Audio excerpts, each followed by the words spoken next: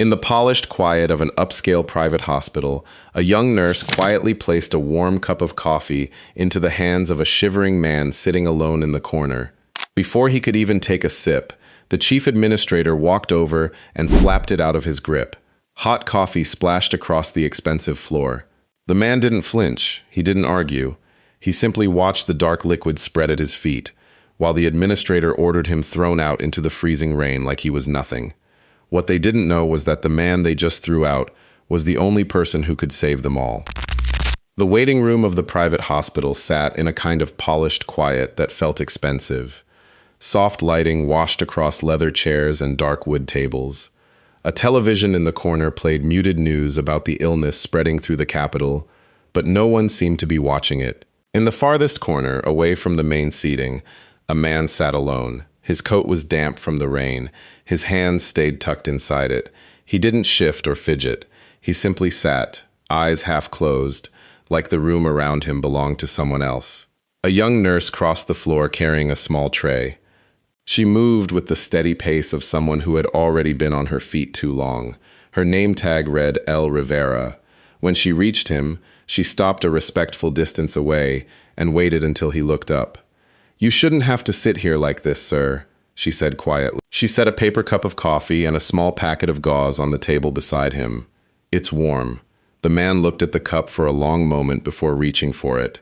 His hand was steady. He wrapped both hands around it and let the heat sink into his fingers. He didn't thank her. He didn't speak. The nurse opened the gauze packet and placed the wipes where he could reach them. Then she straightened up.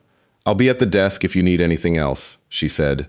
He gave the smallest nod. She turned and walked back toward the nurse's station without looking back. Near the main entrance, the chief administrator had been speaking with the front desk staff. He was tall, well-dressed, and carried himself like someone used to being in control. When his eyes landed on the corner where the nurse had just been, his expression changed. The polite smile dropped from his face. He said something short to the woman beside him, then started walking across the waiting area. His shoes made a clean, sharp sound against the polished floor. The administrator stopped a few feet from the corner. He looked down at the man in the damp coat, then at the paper cup resting on the small table. His mouth tightened. "What is this?" he asked. His voice carried across the waiting area. A few people in the nearer chairs glanced over. "We don't run a shelter here." The nurse had already turned at the sound of his approach. She stood a short distance away, tray now empty in her hands. "He wasn't causing any trouble," she said. "He was just sitting." The administrator didn't look at her. He kept his eyes on the man.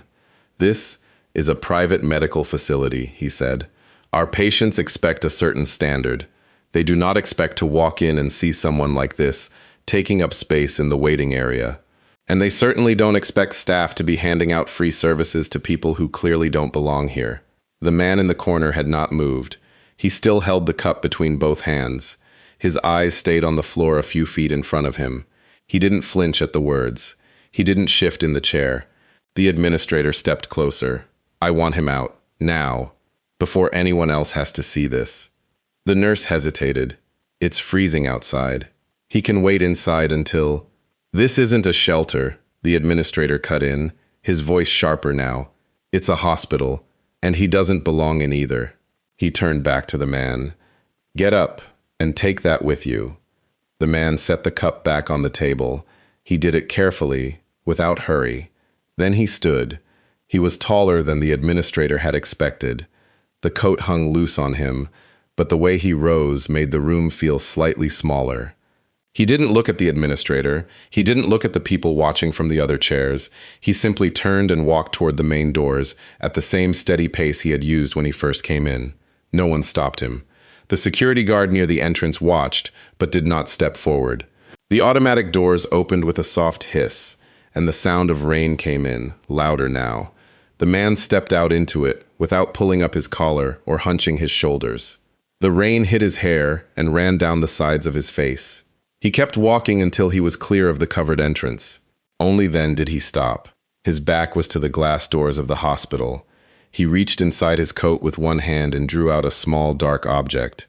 It was matte black, heavier than a regular phone, with a thick antenna folded along one side. He opened it with a single practiced motion, and held it up to his ear. Inside, the administrator watched through the glass for a moment longer. Then he turned away, satisfied.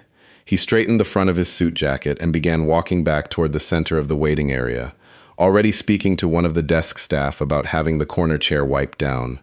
The small disruption was over. The room could return to normal. Outside, the man stood in the downpour, water running off the brim of his coat, the satellite phone pressed to his ear. He didn't pace. He didn't look back at the hospital. He simply listened, then spoke a few short words into the receiver, his voice too low to carry through the rain and the glass. When he finished, he closed the phone and slipped it back inside his coat. Then he remained where he was, waiting, while the rain continued to fall around him. Outside, the rain came down harder. It ran in steady lines off the edge of his coat and soaked into the shoulders. The man stood with his back to the hospital glass. Water dripped from his hair onto the collar of his coat. He did not wipe it away. Inside the hospital, the administrator returned to the front desk like nothing had happened. He spoke with the receptionist in his usual calm tone, checking something on a clipboard and straightening a stack of papers that didn't need straightening. A small smile even returned to his face as he made a quiet joke with one of the staff members. Outside, the man opened the satellite phone with one hand and raised it to his ear. The connection took only a few seconds. "Authenticate," the voice on the other end said. The man gave a short string of numbers and letters without hesitation. Then he spoke, his voice low and steady. "Asset confirmed on site. Same strain as Operation Kestrel. The synthetic antibodies are still replicating. Radiation absorption is holding at 87%. Inside, the administrator laughed at something the receptionist said. He checked his watch, then glanced toward the corner where the man had been sitting earlier. He didn't even register that the chair was now empty. He simply turned and began walking toward his office, already thinking about the next item on his schedule. Outside, the man listened for a moment. Then he said, "Understood. I'll hold position." He closed the phone and slipped it back inside his coat. He didn't move after that. He stood in the rain, shoulders set against the downpour. His face showed nothing. But for a brief second, his left hand opened and closed once at his side, like he was shaking off an old pain that had nothing to do with the cold. Inside, the administrator reached his office door. He paused for a moment, adjusted his tie in the reflection of the glass, and stepped inside. The door closed behind him with a soft click. Outside, the man remained still. The rain continued to fall. Then, far above the city, beyond the low clouds, a deep, rhythmic thumping began to rise. It grew louder with every second, the steady beat of heavy rotors cutting through the weather. This was the moment everything changed. The sound reached the hospital before the aircraft did. It started as a low vibration in the glass, then grew into a heavy, rhythmic pounding that pressed against the walls and rattled the frames of the pictures in the waiting area. People looked up from their phones. A few stood and moved toward the windows. Someone near the entrance pointed upward and said something that was lost under the growing noise. 3 Blackhawks came in low and fast. Their rotors hammered the rain into sheets as they touched down on the hospital helipad. The noise was enormous. It shook the building. Inside, the administrator was still near his office when the vibration turned into sound. He froze for half a second, then moved fast. He headed straight for the main entrance, already pulling his phone from his pocket. "This is unauthorized," he muttered. "They can't just land here without clearance." By the time he reached the lobby, armed soldiers were already coming through the lower entrance. They moved with purpose. 2 of them positioned themselves inside the lobby, while the rest fanned out toward the waiting area. Patients and staff froze where they stood. The administrator stepped forward and raised his voice. "Excuse me," he said loudly. "I am the chief administrator of this hospital. You do not have authorization to enter this building in this manner. I need to see identification and speak with your commanding officer immediately." One of the soldiers looked past him like he wasn't there. The administrator tried again, stepping directly into their path. "Stop right there. This is a private facility. You will not proceed until I have been given an explanation." A soldier near the front stepped forward and calmly but firmly moved the administrator aside, with one hand on his chest. The administrator stumbled half a step backward, his face flushed red. He recovered quickly and pulled out his phone. "I'm calling the board right now," he said, loud enough for the nearest soldiers to hear. "You have no idea what kind of trouble you're walking into." No one reacted. The soldiers continued their movement like he was background noise. Then the general appeared. He walked straight through the lobby without breaking stride. The administrator tried one last time to block his path, stepping in front of him with his phone still in his hand. "General, with all due respect, this is completely unacceptable. I demand to know the meaning of this operation on private property." The general didn't even look at him. He walked past like the man didn't exist. One of the soldiers gently but firmly guided the administrator out of the way again. He stood there in the middle of his own lobby, phone in his hand, watching power move through his hospital without his permission. The general pushed through the glass doors and stepped out into the rain. He stopped 3 paces from the man still standing there. Water ran down the front of his uniform. For a moment, neither man moved. Then the general raised his hand and gave a crisp, precise salute. The man returned it slowly. His hand trembled once, just slightly, before he lowered it again. It was the only crack in his stillness. The general looked him in the eye. "Your team paid the ultimate price in the shadows, Master Chief," he said. His voice was steady and carried clearly despite the rain. "And today, you are the only hope this nation has left." Inside the lobby, the administrator's face went completely white.